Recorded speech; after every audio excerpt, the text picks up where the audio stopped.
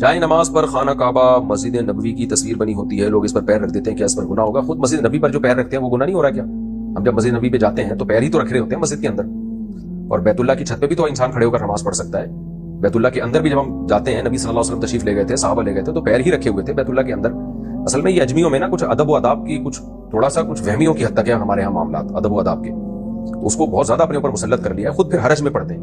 نبی صلی اللہ علیہ وسلم نے فرمایا لا تشددوا، دین میں شدت پیدا مت کرو، اس کا کیا نقصان ہوگا، ہم خود مشکلات میں پھنس جائیں گے۔ تو ادب کا تعلق عرف سے ہے، اور واضح بے ادبی ہو تو اس سے بچنا چاہیے، باقی بہت زیادہ باریکیوں میں جانا جس سے آپ کے لیے بڑی مشکلات کھڑی ہو جائیں یہ ٹھیک نہیں ہے۔ اب آپ دیکھیں نا عربوں میں ہم نے دیکھا ہے، عربوں میں تو خیر کچھ زیادہ ہی کر لیتے ہیں، وہ جہاں بیٹھے ہوئے ہوتے ہیں وہیں قرآن رکھ کے چلے جاتے ہیں، یہ بھی غلط ہے۔ کرسی پہ بیٹھے ہوئے ہیں اسی پہ پھر کرسی پہ قرآن بھی رکھ دیتے ہیں، زمین پہ بھی قرآن رکھ دیتے ہیں، یہ بھی تھوڑا ہمیں نامناسب بات لگتی ہے۔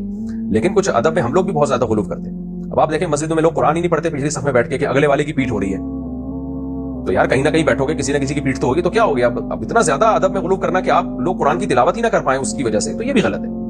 تو مسجد میں اگلی صف میں جو بیٹھے ہوتے ہیں وہ تو قرآن پڑھ رہے ہوتے ہیں، پچھلی صف والے قرآن ہی نہیں پڑھتے کہ اگلے والے کی پیٹھ ہو رہی ہے، بھائی پڑھ لو کوئی بات نہیں، پیٹھ ہو رہی ہے تو اتنا کوئی بڑا مسئلہ نہیں ہے۔ اس سے تو بہت سے لوگ قرآن کی تلاوت سے محروم ہو رہے ہیں۔ تو نہ اتنے بے ادب بنے جتنا سعودی عرب میں بعض لوگوں کو ہم نے دیکھا ہے، اور نہ اتنے ادب کی وہ کر لیں کہ ادب کی وجہ سے عمل ہی چھوٹ جائے۔ تو بیلنس لے کے اعتدال کے ساتھ یہ ادب کے معاملے کو لینا چاہیے، نہ زیادہ اس کو مسلط نہیں کرنا چاہیے۔